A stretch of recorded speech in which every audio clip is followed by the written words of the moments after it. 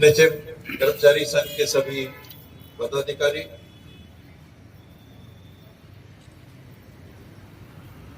अभी अमरजीत ने कहा कि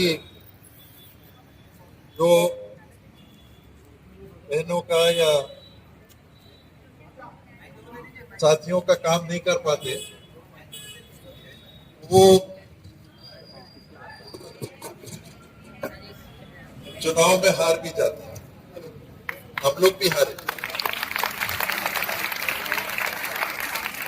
और मेरा ये मानना है कि मेरे खुद के हारने के पीछे, कांग्रेस पार्टी के हारने के पीछे अन्य मुद्दों में एक ये भी बड़ा मुद्दा था कि चुनाव के घोषणा पत्र में हमने जिन बातों को रखा था, नियमितीकरण की बात को रखा था, केवल एनएचएम के साथियों के लिए नहीं, सभी के लिए रखा था, उनको हम नहीं कर पाए। और आज